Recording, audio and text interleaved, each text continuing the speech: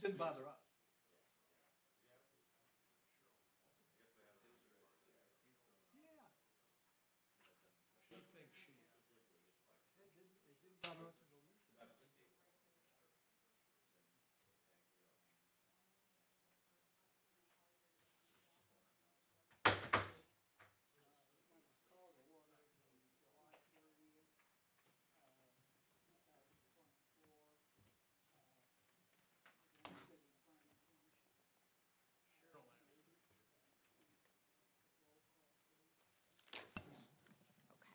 Bill Barber. Here. Tim Content. Here. Mark Hairston. Carmen Lodato. Here. Frank Seaman. Jonathan Jennings. Josh Smith. Bob Finney. I don't know if Jonathan is running late or whether he won't be here, but I'd better take a motion to excuse him at this time. So moved.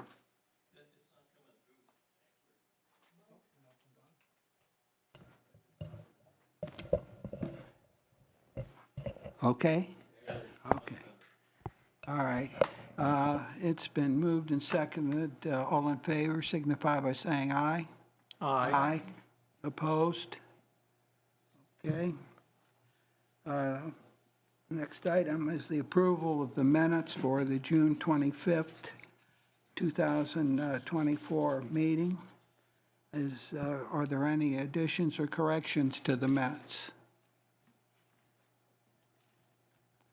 Seeing none, could I have a motion to approve the minutes as presented? So moved. It's been moved and seconded. All in favor signify by saying aye. Aye. Opposed? Okay, the minutes are approved. First order of new business is George Redding, Irwin and Trina Winfield of Tiny Tots Care, Child Care and Learning Center. I think that I'm gonna, glad you're there. I want Mr. Finney to explain to you, this originally asked for a zoning change, and I don't think that's correct. Yes, so Planning Commission will hear the use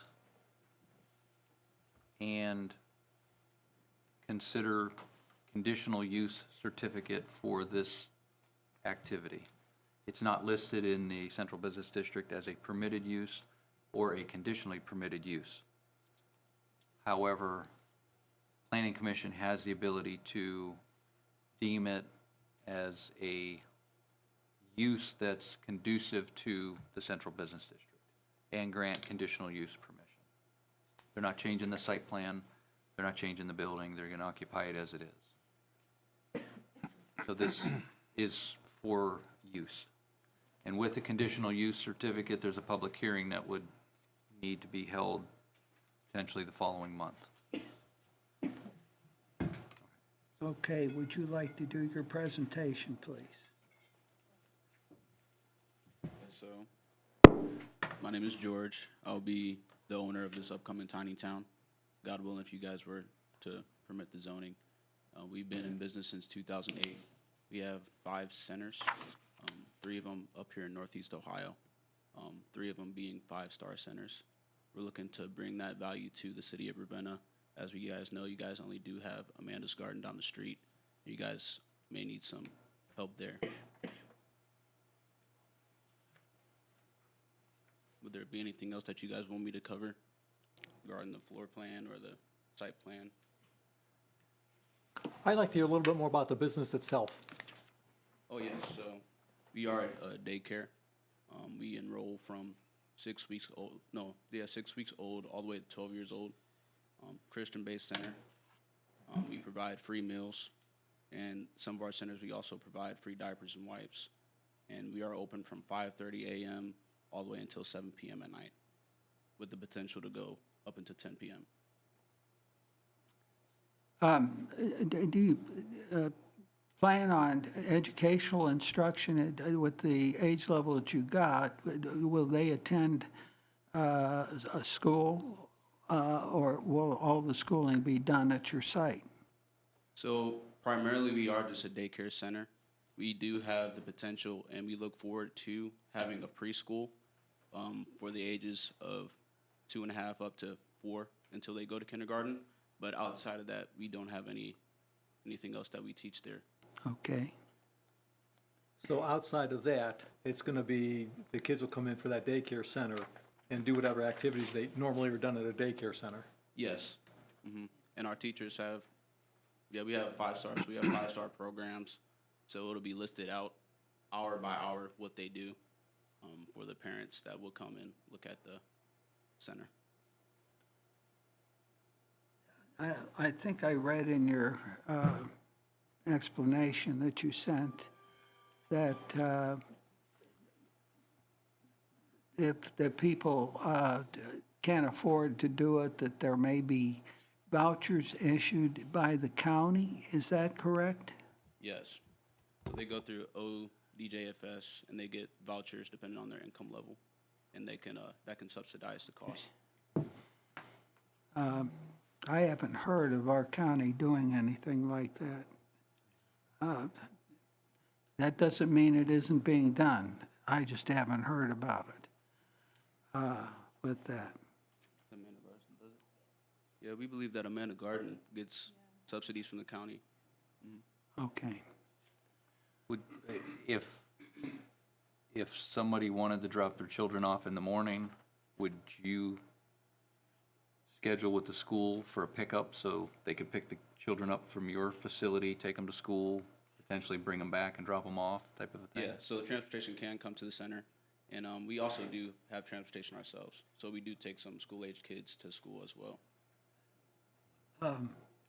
Do you have your own vehicle to do that with? Yes. Okay. We have a bus. Because local schools in serious financial problems, and there might not be busing if it's close. Yeah, we'll be able to provide busing for the kids at our center. Okay. How is your facility licensed through the state? I'm sorry? Does the state license your type of facility? Yes. How is that, have you applied for this location? So, we're looking to get the zoning first, because in order for us to sign the lease, we have to make sure that we can make this building a daycare center. So, God willing, if you guys are able to provide that for us, we're going to go ahead and start the application process with the state.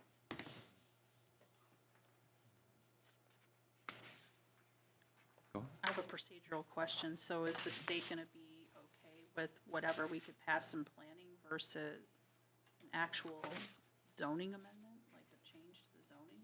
Well, we won't be changing the zoning. It's just a use. So what I'm saying is the state going to be okay with this, going about it this way?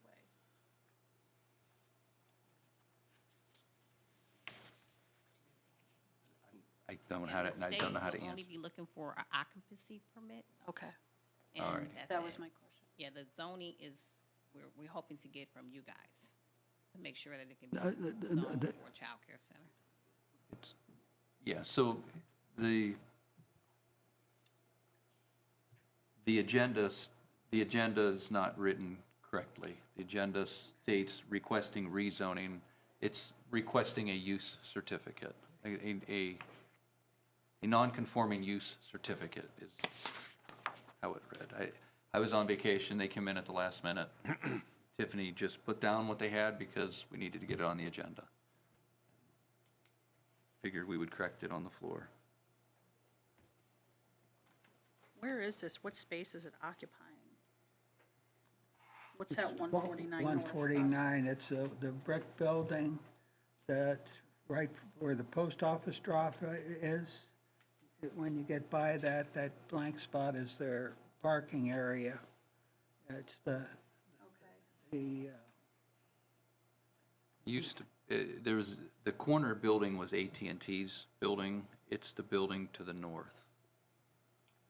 AT&T was at the corner of Cedar and Prospect, that brick building. Yeah. And now to the north What's is that this, spa, that nail place, that K and KJ, whatever?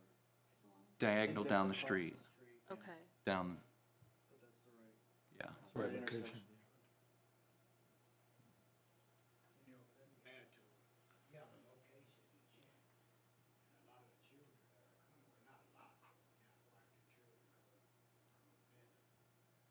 I know we can't pick up what you're saying. We do record this. I'm sorry, I'm Edwin. We have a location in Kent, and a lot of our children from Kent is from Ravenna. So it seems like it's a large demand for, as a Manor Garden, just one location is full. So it seems like it's a large demand for it. It'd be a win-win situation. It's difficult, by the way, just, because I live in this world, and I work in it, about finding places that will accept those vouchers.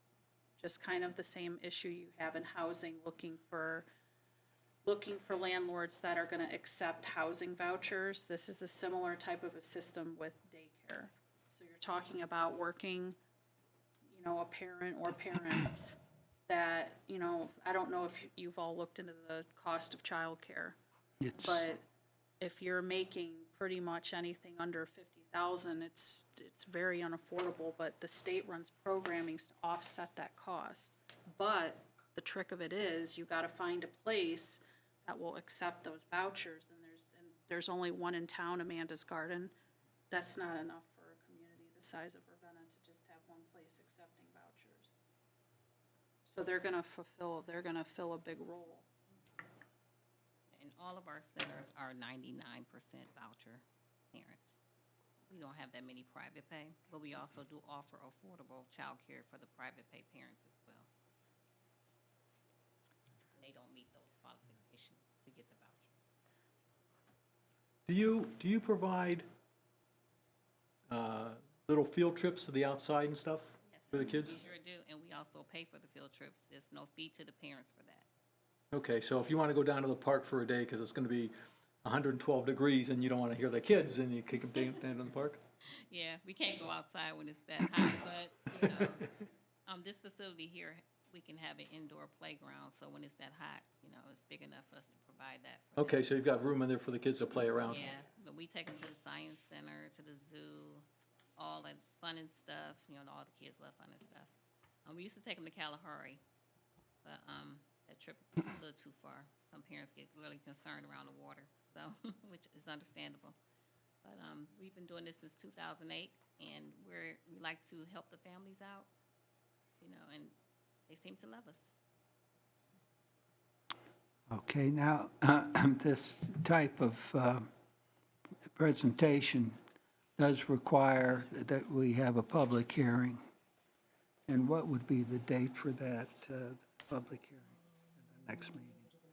27th of August? So, I have a couple. go ahead. I have a couple questions. From the building code standpoint, there's an occupant load that, because you have a space, you have a maximum occupant load. Have you looked into that to know what that number would be? And if I'm not mistaken, Portage County Land Bank is leasing the back portion of this building? Is that correct? All right. Yeah, we're not sure who is the other leasing in the building, but as far as the occupancy load, that's something that we're gonna find out from the building department once we apply for the occupancy committee. Which is me. Which is me. But it's just something that you guys need to consider, and the occupant load is going to be, to a point, determined how you're gonna occupy the space. Desks, tables, chairs, television, movie theater, all of that stuff determines the occupant load. I just wondered if you had looked into it. You had mentioned about an indoor playground. That was a question that I overheard somebody question, where will the children go to be outside? Obviously, you're gonna do field trips and things. Ravenna Parks has a summer program at City Park all summer, well, for 10 weeks, I think, in the summertime, which is extremely affordable, so things that possibly could be considered, but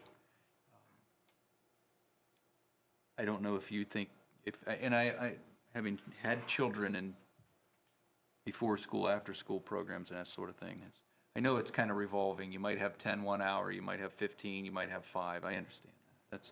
That's the difficult part to predict, but ultimately there's going to be a maximum load assigned to your building and to your spaces. We probably will have, excuse me.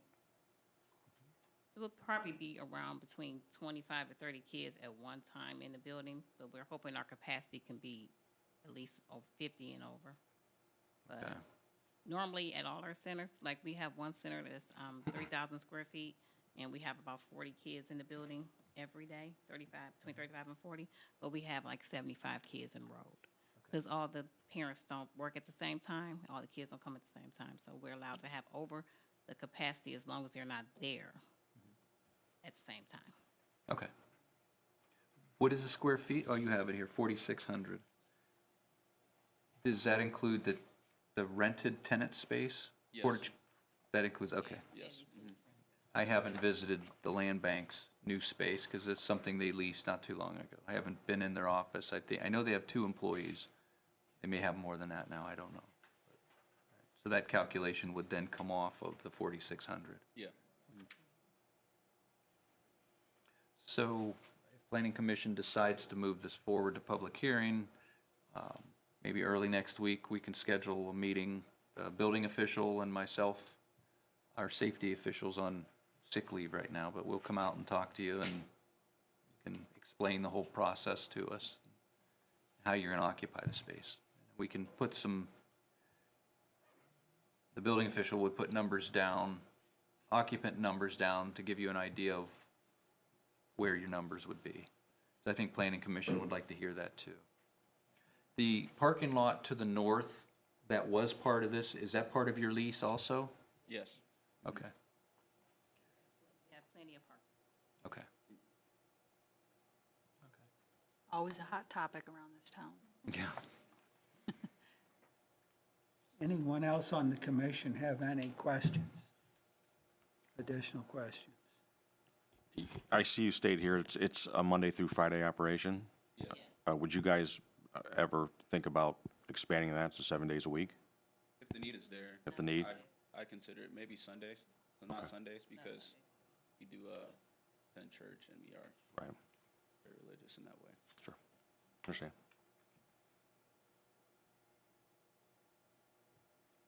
Any other comments, questions? Any questions in the audience?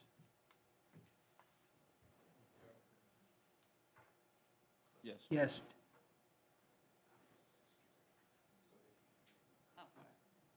First of all, I think it's great, the service that they're going to have, and I'm all for it.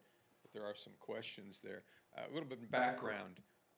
That building was originally the Ravenna Central Office for Ohio Bell.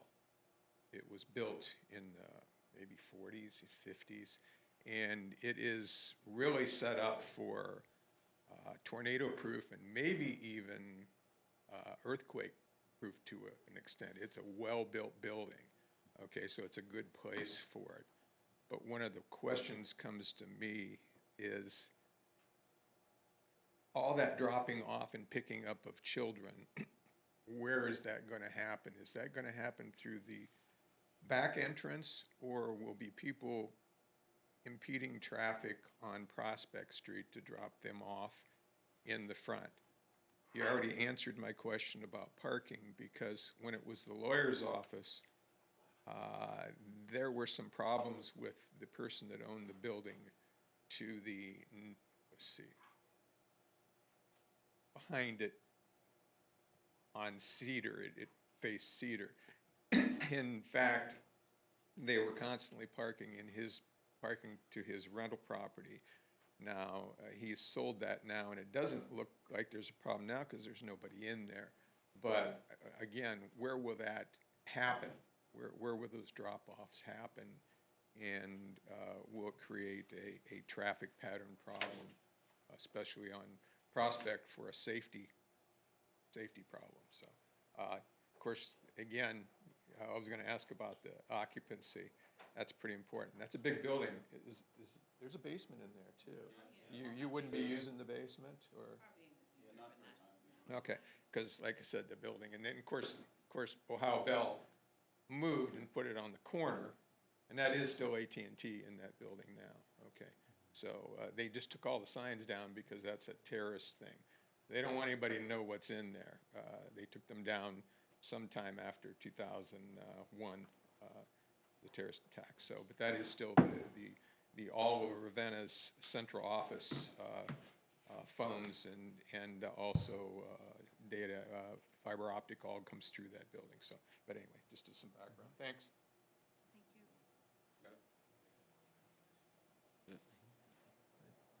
Any other questions or comments?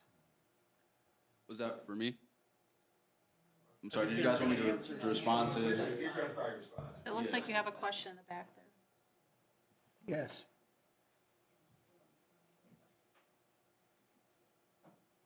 I just want to make one comment. Yes, state your name, sir. Okay, Paul Moskin. And I just wanted to say I've been in that building numerous times over the years, and they mentioned having a type of an indoor playground, and I know there's more than adequate room for something of that nature. Find that quite a bit. You're welcome. And Mr. Sodal did have a good question, and going back to my experience with my children and dropping them off. Did you have a plan? Yes, we have.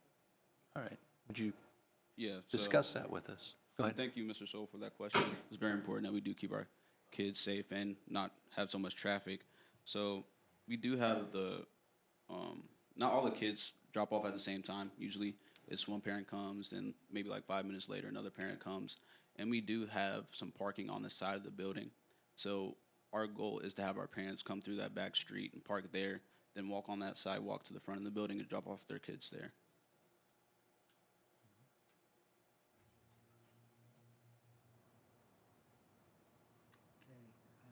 This gets approved, and you're going to be meeting with them, you can further discuss.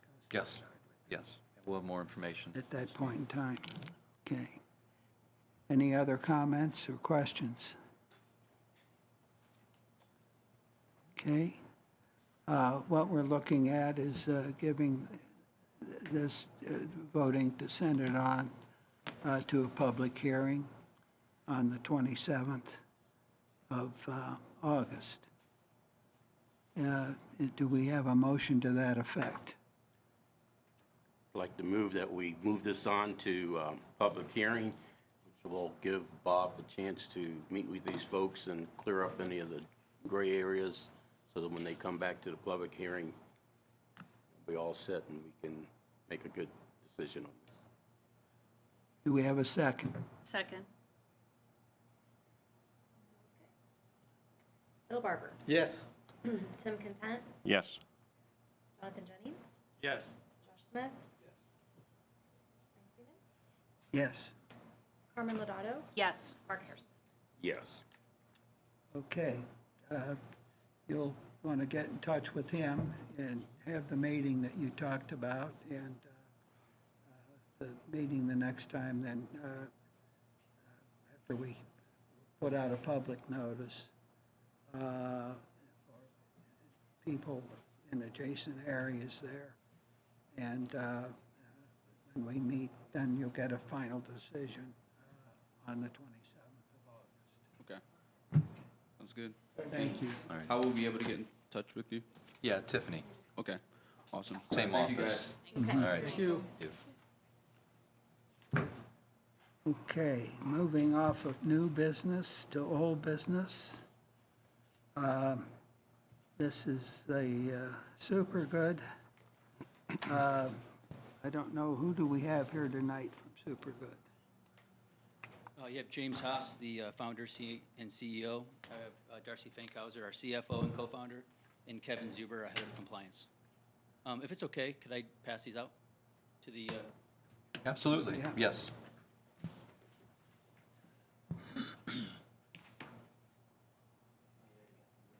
Oh, yeah, thank you. some of this will be a little bit redundant. I have the landscaping plan and the parking plan on the back.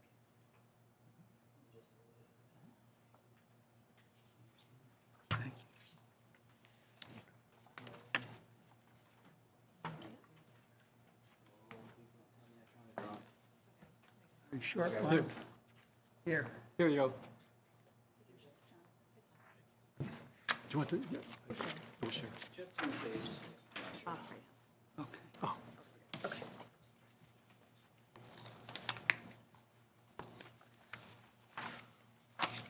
Well, thank you for having us in. I'm just going to go over a few, just kind of how we got here, some of leading to some of the problems.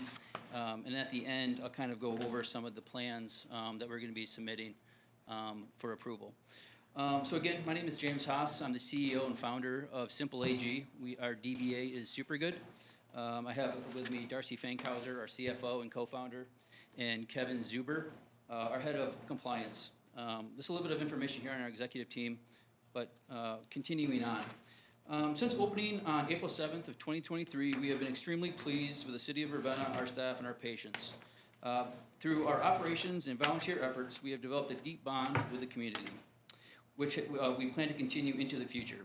In order to accommodate this growth of our operations, we are requesting a zoning change at 562 North Chestnut to expand our retail parking area.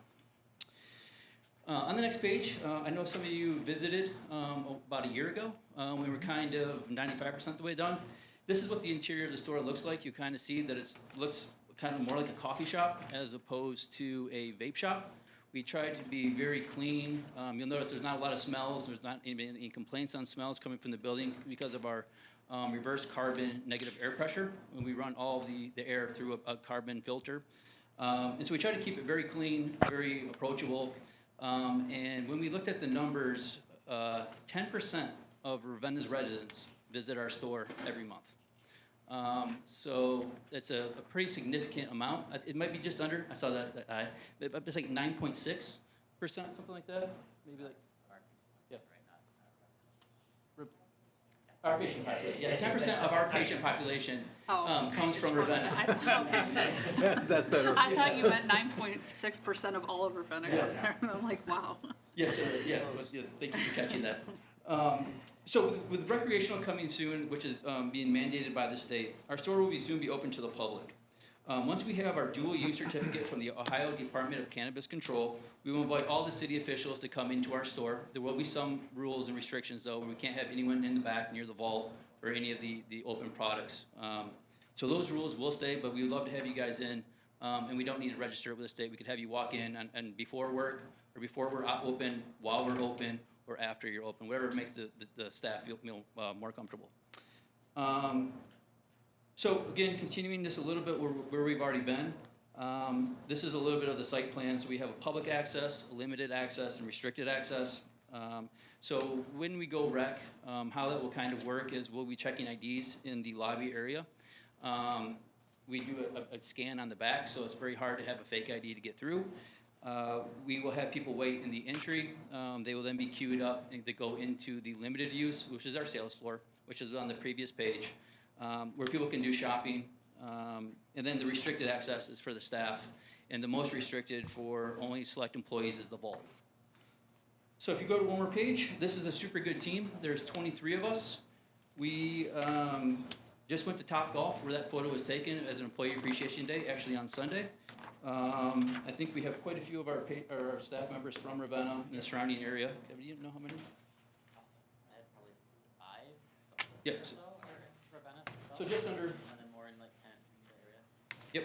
So we have a very great local population. I think our farthest one is coming over from the Akron area.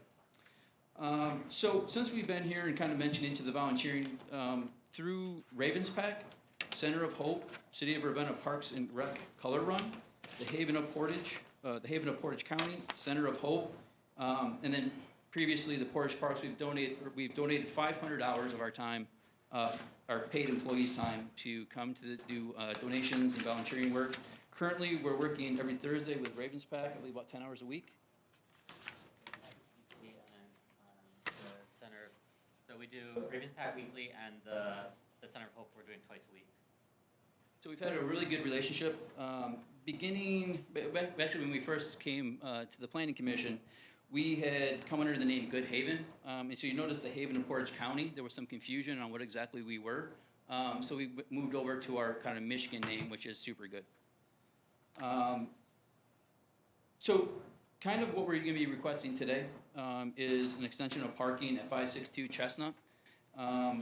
We have obviously spoken to the Cantrells. We worked out to put it under contract. We have not closed. We are seeking the approval of the city before we do anything. So currently what we've had at the store is, and maybe some of you have driven by, but we've been pretty much at capacity quite often. This has led people to be a lot of traffic jams on Chestnut where people are trying to turn left coming in as they're kind of coming down towards Circle K to the south. Sometimes when our employees leave for lunch or a shift change, they can't park anywhere, so they're forced to park in the back grass, which we don't love doing. We prefer to keep them on the asphalt. And this parking addition would integrate into the existing site plan as shown. Per Mr. Finney's comments last time and a few others, to the egress on the north side, there was 3 egresses. We reduced that down to 2, which are already existing. We've already done the curb cut, so there'll be no interference with the Chestnut traffic. Like I mentioned, the above lot at 562 would include 30 more spaces and the ability to kind of do a loop around, which would kind of decongest our parking lot, because we have had more than I'm comfortable with fender benders in the parking lot, where people are backing up, coming out.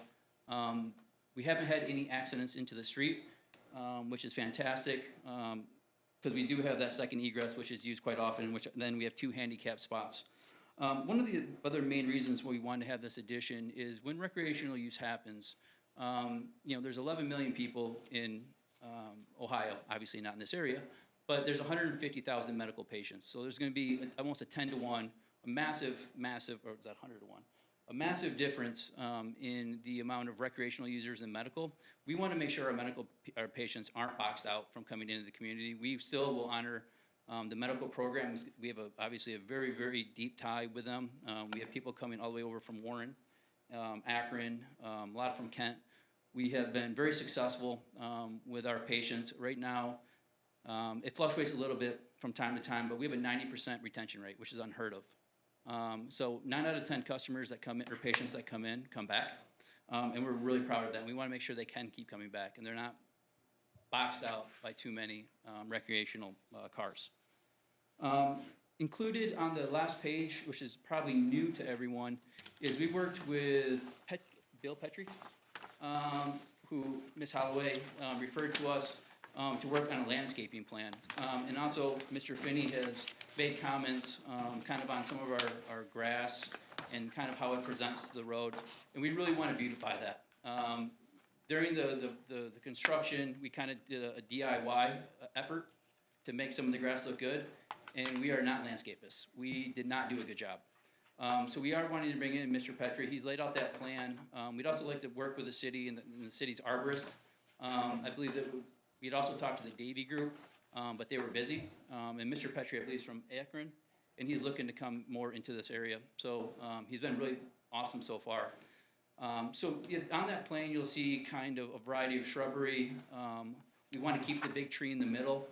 So we've actually reduced some of the parking just to make sure we have enough green space that would follow the city of Ravenna's kind of green space plan in the parking lots. We're completely open to the conversation on what trees would go in. We'd actually like to sit down and really hammer that out so we make sure we have, because we just drove through the movie theater parking lot and then did a U-turn back around the police station. And we saw some of the trees that you guys had talked about putting in into the landscaping. I don't think we have those on the plan. I think we have a lot of like short evergreens. So we want to make sure we have the right trees. So we're completely open to that process, and we'll work with Mr. Petrie to create that, and obviously Mr. Finney and Mrs. Holloway to make sure we're in line with the city's expectations.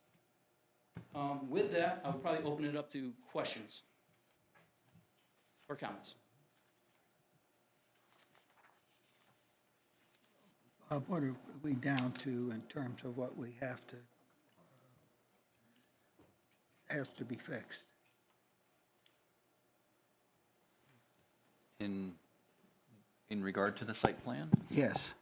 So from the engineering standpoint, they have modified the site plan by removing, as he stated. There was a discussion regarding the floodplain, but that's been addressed, and we accept how they have addressed it. We haven't talked about a lighting plan but we can get into that deeper. So there's a couple actions, Planning Commission. So tonight, Planning Commission can, if Planning Commission approves the site plan as it's submitted and the landscape plan as submitted, they would make recommendation to City Council to rezone the land from R4 to I1 as was done last year, so they can expand the parking lot.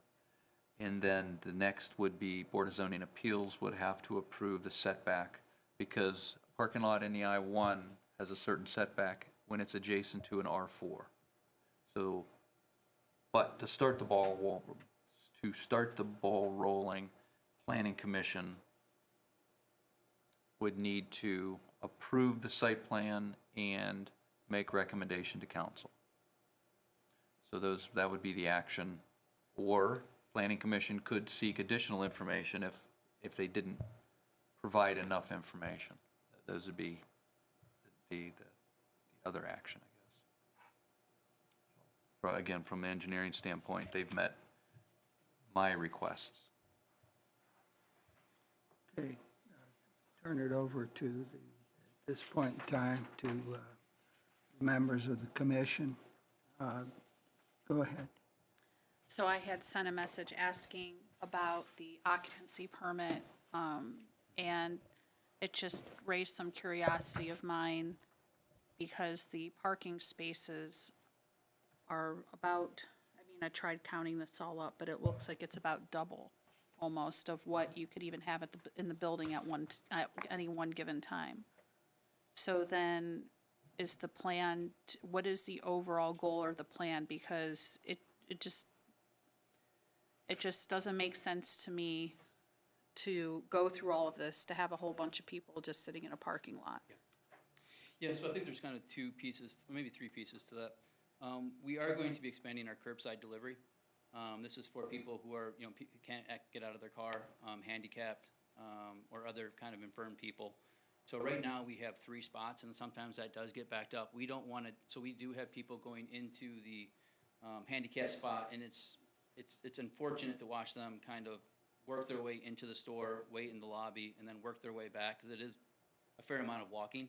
And so our plan would probably be to probably get to about 10 or 11 different curbside stands, which is basically you come up, you can call, and then with security and a member of our staff, they come out. We already operate this right now in the front. We actually want to move that to the back for a little bit more privacy. So we would be expanding that.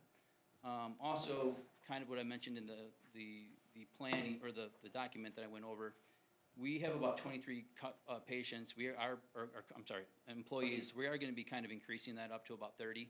And so when we do shift changes, there's quite a bit of this overlap in the cars. So that 15 could go up to about 25. So we think about half of the spots will be consumed by our staff. Another probably third would be consumed by the curbside, and then the remainder would be people who are coming and going as normal coming into the store. Longer term, we'd love to talk to the city about converting some of our garage space into more workable space, but we're not quite there yet. So your plan is you want to increase to about 30 employees, but the building occupancy is what, like 35, or I lost track of the. 32.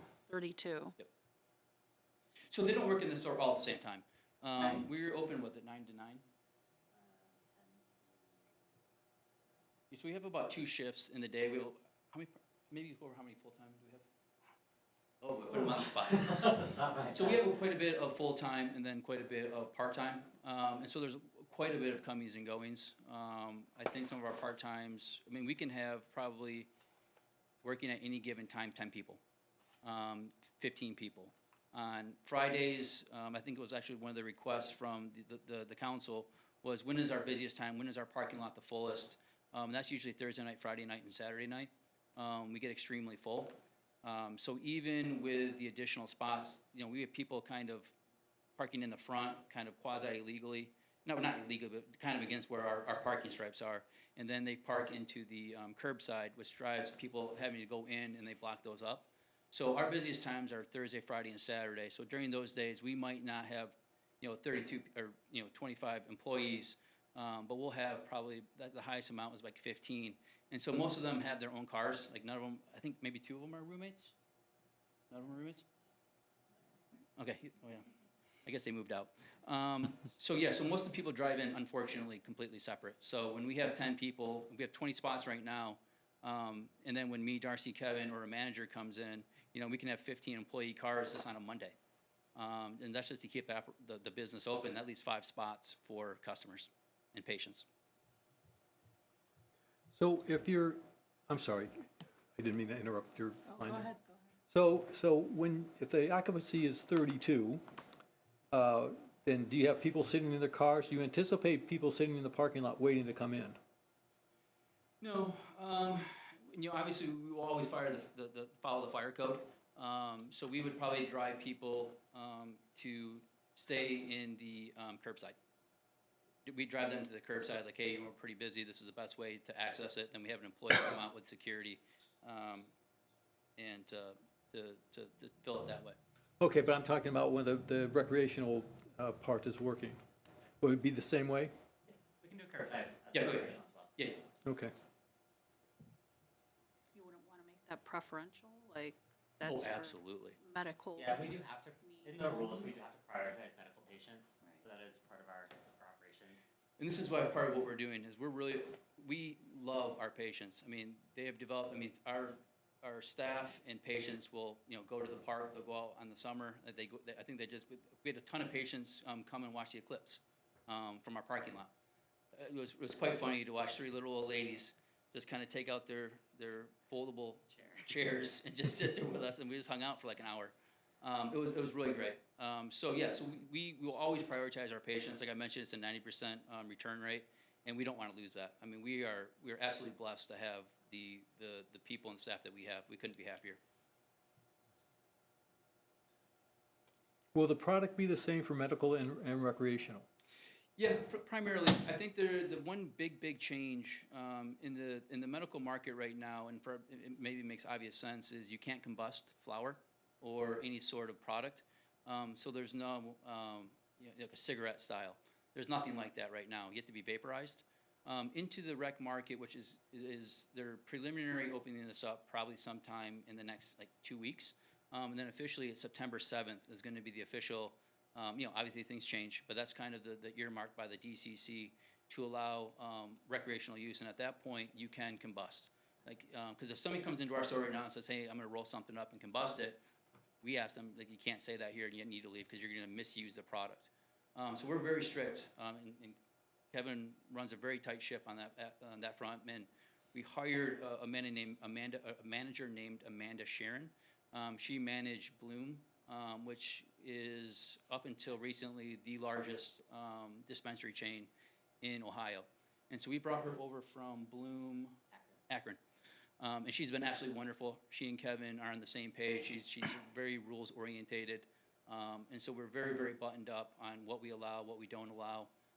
But going forward, there will be some changes, and the primary change will be combustible. So they can talk about, hey, I'm gonna roll this up and combust it when I get home. And just to clarify, this time period when the DCC gives the dual-use certificate for now through September 7th, we have to operate under the medical rules. So there's no change to our operation or our procedures. Everything is treated like a medical patient from now until September 7th when they issue the new set of rules specifically for adult use. So I understand from an email that you guys have been permitted a license by the state to sell adult use. So we're in the process. We got our provisional license, which is just one of those steps. It doesn't allow us to sell yet. Okay. They actually haven't issued any actual certificate of operation for a dispensary in the state, but we have satisfied all the requirements. It's now just them going through the applications and double checking everything. Okay. So we're just getting it. We're in like an administrative section where we've checked all the boxes. Now we're just waiting on the state to put their stamp on it. But kind of going back to maybe a question from the last committee, or the last committee session, was it the November election? They had the ballot initiative which was passed, and this is the end result of that. So they've been going through almost a year worth of kind of committee rules, and maybe you guys have followed along through the chambers. It's been quite the process, a lot of bills going up and down so I think we're towards the end. But when we came last April, there was only medical. And so there wasn't our ability to become recreational wasn't possible. So when they did the vote, and then, when the city then allowed it, and I believe put a moratorium on any additional rec or medical uses, our intent would just to follow along and implement the recreational along with the medical while still prioritizing, like Kevin said, the medical use. Well, one of the reasons we recommended that is because the state is just kicking this around and changing it constantly. And it's frustrating for us to take time, to meet and do work sessions on that only for the state to just, burn it up. And so that's what we sense is coming.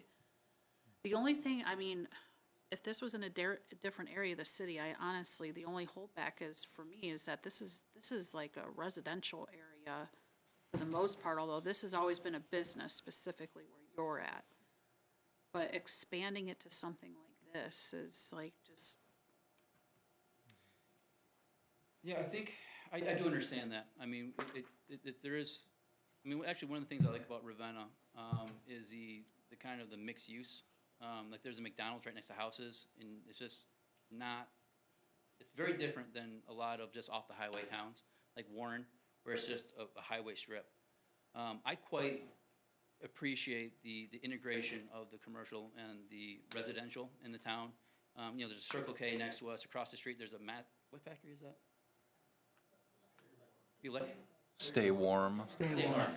And you wouldn't even know. You can drive by there 10 times, and it feels just a part of the community. And then, across the street's a rental. And then, there's some beautiful old 1900 houses all the way down the road, and then you go all the way up to the hospital and the high school and all the area around there. So our intent through our landscape plan would to integrate this, I hope, seamlessly, because, we did by Telsa Krupp's group, her property, and I feel like it feels, even with that parking lot, it feels very natural. And we'd want to continue that. And especially with, fencing, and especially the lighting plan is something we'd want to discuss, because we have the lighting now. And, we talked to Joshua and Jennifer Cantrill and a few of the other neighbors, like, hey, are these lights bothering you? Do you want us to push them down? And they said, no, when are you guys going rec? So that was their main question, is when can they come in? So we have a great relationship with all of our neighbors, and I believe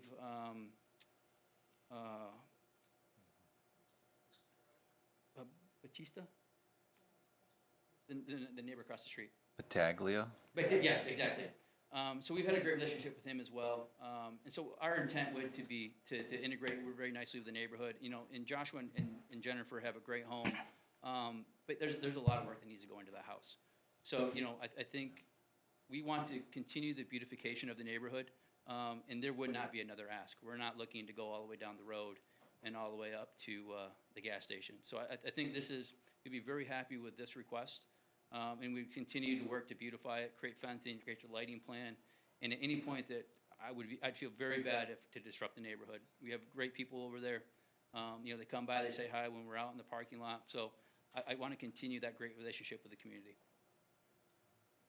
Well, again, this just gets back for me to the occupancy, is that even if you use that part of this garage, it's not going to add very much space to the retail. And yeah, so you're going to be, people are going to be forced, you're just going to have a lot of people sitting out in the parking lot.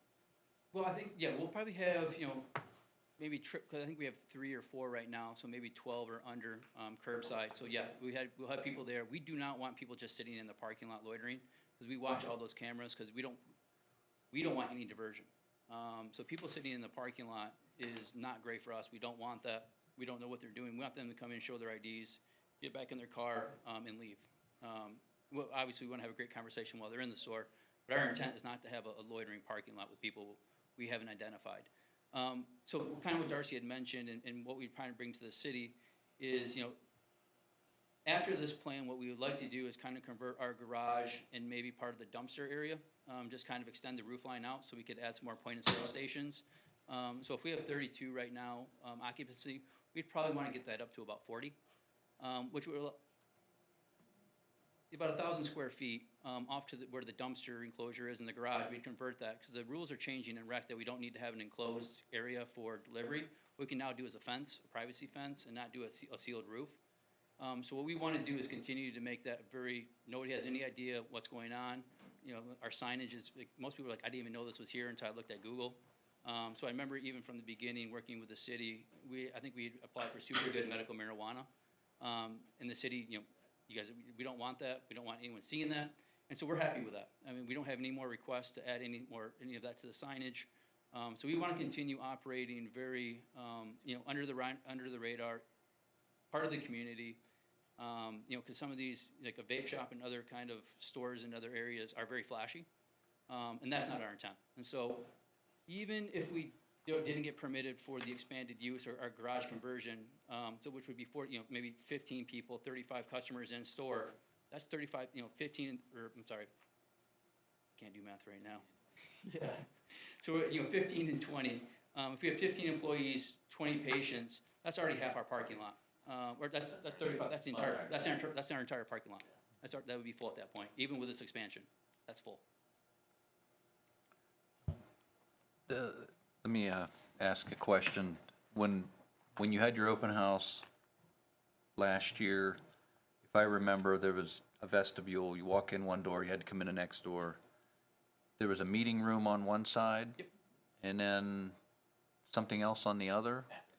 Bathroom? All right. Will you be removing the wall for the meeting room, opening up space for more bud tenders? Yeah, we have that ability, but going right back to the occupancy, we need to make sure we can, if we do expand, because we have, let's kind of paint that picture and maybe refreshing people who had walked through. When you come in, there's all the glass windows are frosted, so you can't see in. There's about 10 seats to the left, the reception to the right, a man trap, which is an egress. You go in, you have to get buzzed in by the receptionist, wait, next door gets buzzed open, you enter. And that's the same coming back out, exactly what Mr. Finney had said. On the left-hand side is a consultation room for people who want to, you know, order in privacy. On the right is the bathroom, and to your front is the point of sale. We had 4 point of sales. Due to demand, we put 6 in, just kind of space them out a little bit differently. And we're still having more demand, even with the medical. We've been extremely busy. And so we're at 6 there, and so I think ideally we'd probably want to get to about 10, add 4 more, kind of going to the garage side. And so and we do have the ability with recreational use to remove the man traps. That's no longer a requirement. Our intent would probably at some point come back to the council with, you know, revised interior plans, like, hey, we want to move these walls, we want to make it, you know, more light coming in. That's probably one of our biggest complaints is there's no natural light coming into the sales floor. Our employees are kind of, you know, you might see them out there just kind of walking around to get some vitamin D. So we do want to we'll always keep the glass frosted no matter what. But that light will be able to shine through into the sales floor because we probably want to remove those man traps and make it like a glass, a little prettier and less medical.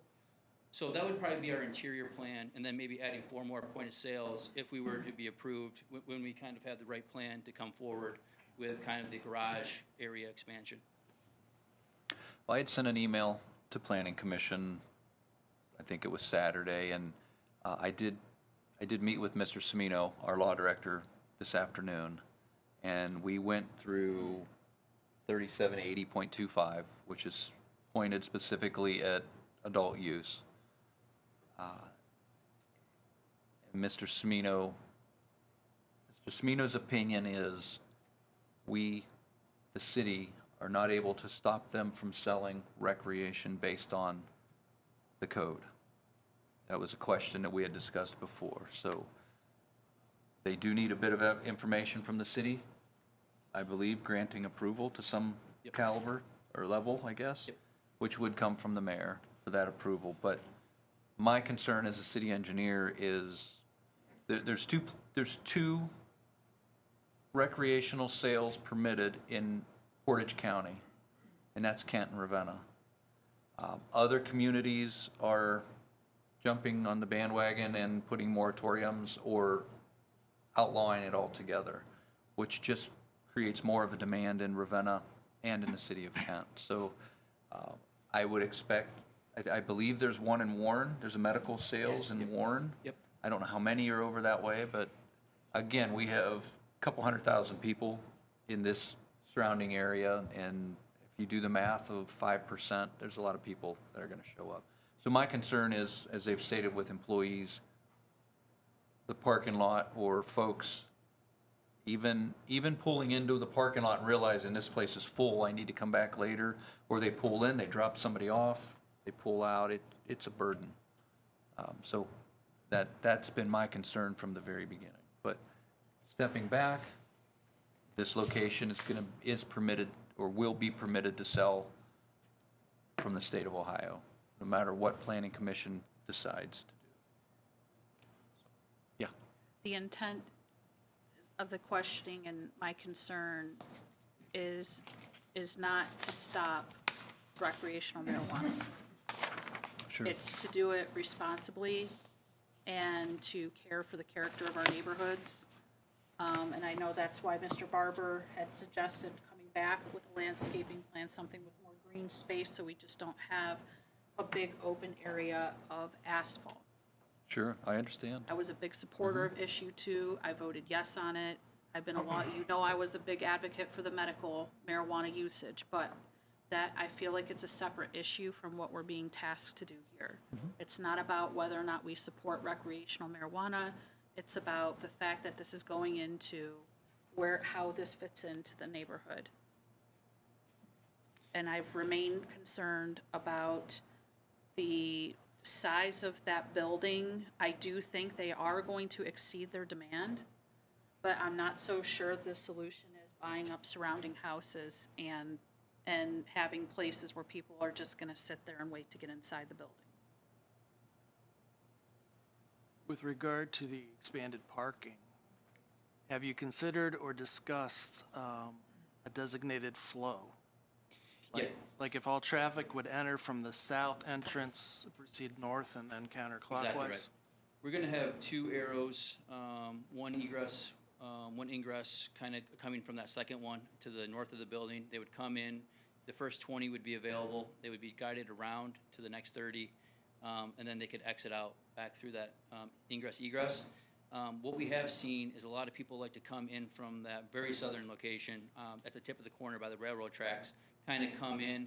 They use it as a little bit of a deacceleration where they kind of come in and then they'll enter in. So we would use both of those as entrance. We would not close off the southern route because cars do like to come in, slow down a little bit. And while it worked fairly well for us. And then actually just one more thing to Mr. Finney, who had mentioned last time. We had looked for alternate parking. There's a parking lot on the southeast of the railroad tracks and the hiking trail. Yep, that is owned by Town Hall, what is it called? Town Hall, Town which is the Hall. rehabilitation center. We asked, inquired to rent that, and they get federal funding, and because of our usage, they declined it, which made sense to us. So we have called around, we've even asked for Mr. Battaglia in the past to park there. He has a family that's renting it right now. Obviously, it would be inappropriate for us to encroach upon that now. But, we have asked quite a bit. We've asked, even back when Tulsa Croup was next door to us, we, asked her if we could park behind her house.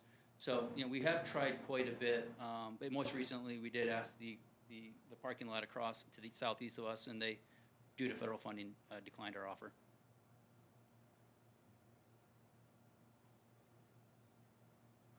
Yes. Mrs. Miller. Cynthia Miller, I live at 7270 East Main Street. I did not vote for issue 2. I think it's a shame and an embarrassment that this planning commission allows medical or recreational marijuana in the city. Communities that are growing around us, that are having a larger tax base, that are having businesses wanting to come in and building new residences, new subdivision, and expanding the cities, making people want to live there, have put moratoriums on this or are not offering it at all. And I think that should have been the council's or this committee's decision. And Mr. Mayor, if you can stop this anyway, I think you should.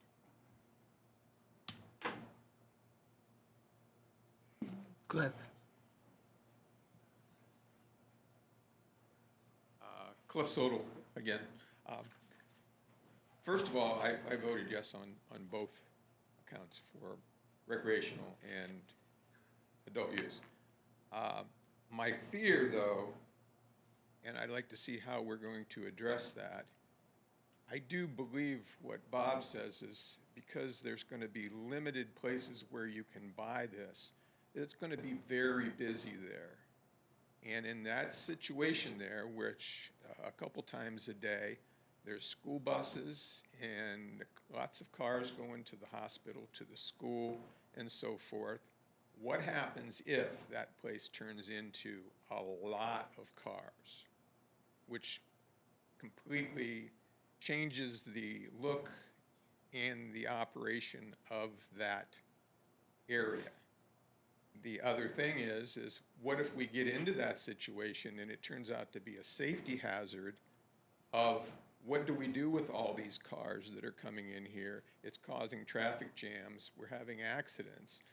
Who pays for the study, which will be the next thing if that happens? Who pays for the study, the traffic study, to see what we need here? And then if they say we need a traffic light at Lincoln Avenue, who pays the $150,000 to $200,000 for that, when there's a possibility the only thing that the city will get from this will be payroll taxes, because the way the state is going now, they're going to cut that out. They're not going to give us our percentage of the tax. What is it, 10, 14%? 10%. But the rumor is they're about to say, nah, of course, it's always a money grab when it comes to the politics of it. So that's my fear of what happens in a year. You've got so much going on there, because if you go to Michigan, I've heard, I don't imbibe anymore. When you go to Michigan, I hear there's traffic jams around the places that do sell. And that area down there just is a little congested already, and that's my fear. And who's going to pay for that? If you don't look forward to that at this point and put something in effect, it will come up to bite you later on. And then me as a taxpayer, I got to pay for it. Okay, that's just my thought on it. Thank you. Yes, in the back. Paul Moskin, and two big concerns. One is that capacity, which is 32. I understand it won't be completely full in there, but the other thing is you have cars and trucks coming into the parking lot, and it's hard to say how full that would be. Parking lot could be quite congested, because when this would start, I have heard not one word on traffic flow. Of course, he just mentioned arrows, but that does not take care of a traffic flow. If people exiting or turning are going north and they want to go to Lincoln, that could be quite a backup. So there has not been one plan mentioned pertaining to that, and that is very critical. And not only that, you have different residents on Chestnut and Lincoln, if they need to get in or out of their driveways, it is not going to be very conducive to that area. I realize that location has been different businesses over the years, but it's only been people just coming and going, a handful of cars and trucks, and that was it. So it's never had a congested problem in the past, not once. So if you increase this flow going in, increase the parking spaces, I think you need to look at the big picture down the road and what everything might end up happening later. So this hasn't been mentioned. I believe it needs to have a serious look first.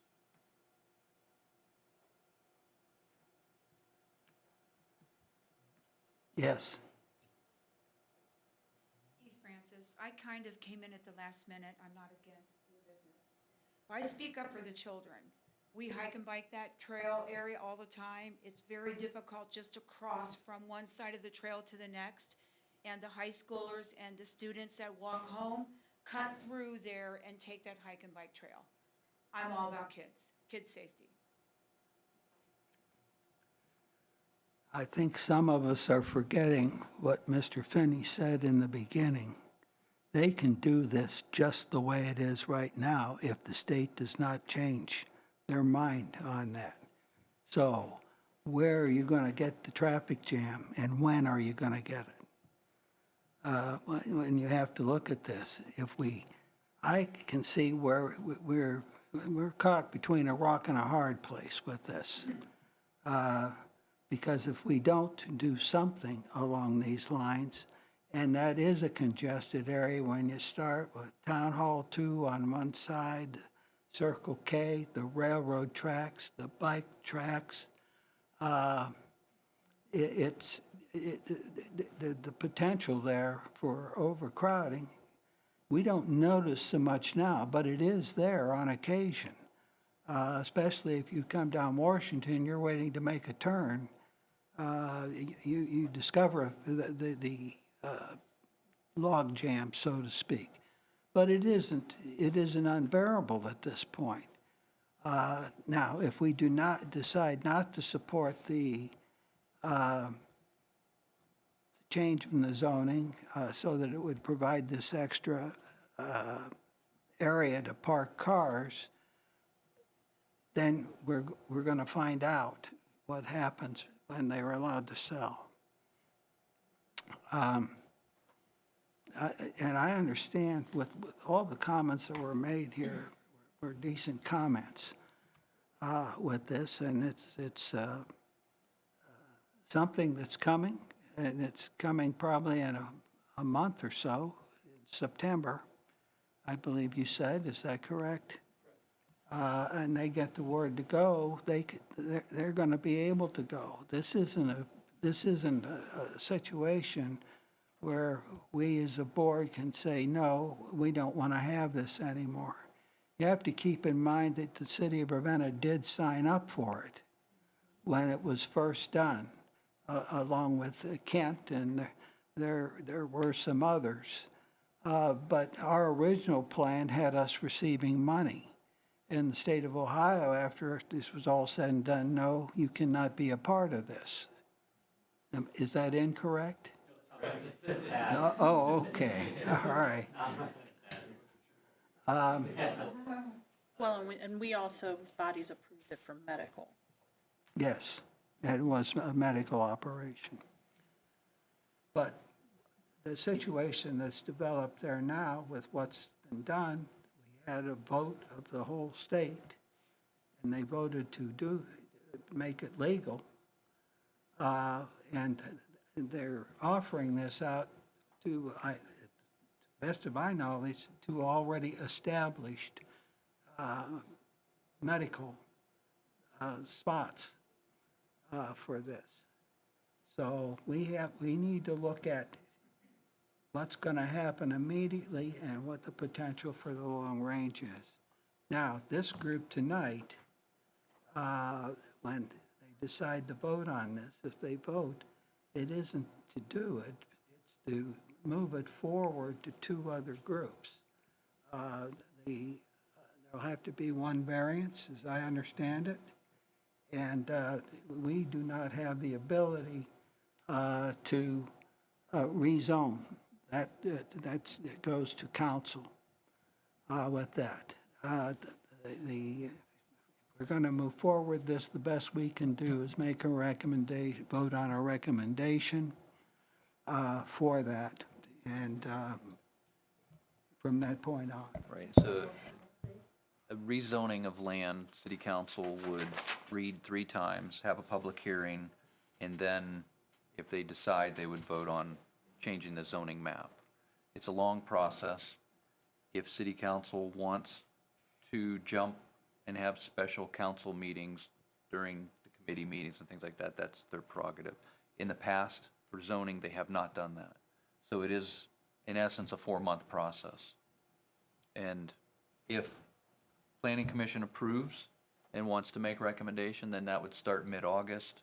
You're looking at mid-November, something like that, for by the time they would have a public hearing and actually vote, probably beginning of December. Again, if that were the process, the chosen path.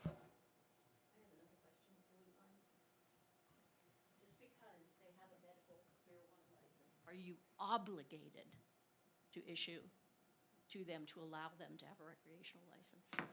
That's what I we couldn't hear clarified you. last meeting. Have any power? You have no power. It's the state. So who at the state do you call to get that taken away, that option?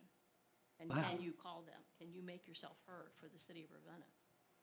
Keep the medical marijuana. It's evidently helping people that are actually in pain. Recreational has no place in Ravenna. The people you're bringing to Ravenna are not building homes. All this increase in traffic you're talking about, they're not building homes. They're not big businesses here. Where are they going after they get their marijuana? They're going to go down to the park and smoke it and then drive around our streets? This is a bad thing. You need to make your voice heard, Ravenna's voice heard with the state. Keep the medical marijuana. Well, there are elected officials that we have contacts with. But tonight, we have to deal with this issue that's before us. To just touch on your statement, and I wholeheartedly, I hear you, I understand, and I listen. The first thing I need to say to you is, not all these people are coming from outside of Ravenna. A lot of the people. But some of that traffic is still Ravenna people creating that traffic, is what I'm trying to say to you.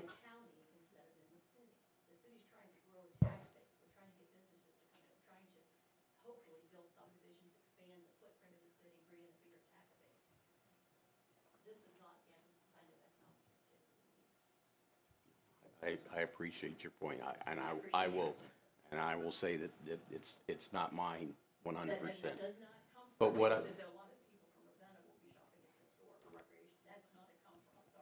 Oh, I don't mean it to be one. Unfortunately, I'm not one of them. So I understand your point. But to these folks, I need to say, I thank you for being proactive, seeing what's coming in, seeing what's going to happen, and your need to be proactive and find a resolution to it. I applaud you for that. Now, whether or not we can come up with an agreement here at this table on helping you that. The state I does don't know not that give us that's- power to do anything with this. They hold all the cards.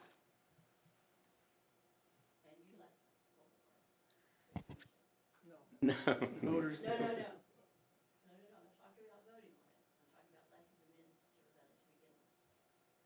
City council did. They passed the ordinance in, I think it was 2021, 2017, one of those. City council ultimately passes the ordinance. For the record, for the people that are new and out in the audience, the people here from Super Good let us know that approximately 9.6% of their clientele is from Ravenna. For medical. And the difference is medical is restricted to certain communities. Not everybody could get one. But however, recreational applies to every city. So it's not going to be, there's very limited places to go for medical, but there will not be limited places to go for recreational. And also, part of issue 2 was allowing people to grow at home.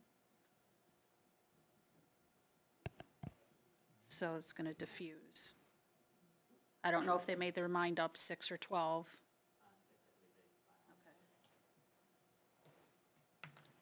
They obviously don't know marijuana very well to know how much you're going to get out of 6 plants, but.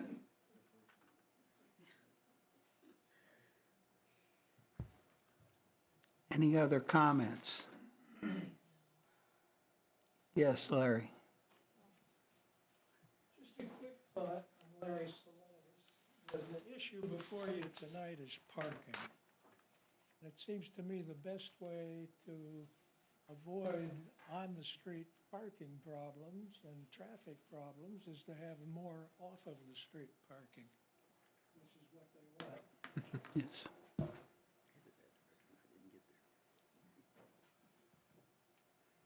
Any other comments?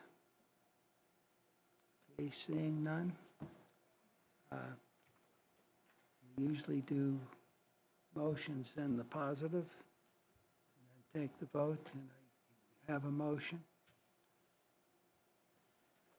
I move that the council allows this to move forward so it can be passed on to city council, commission, excuse me, it's there.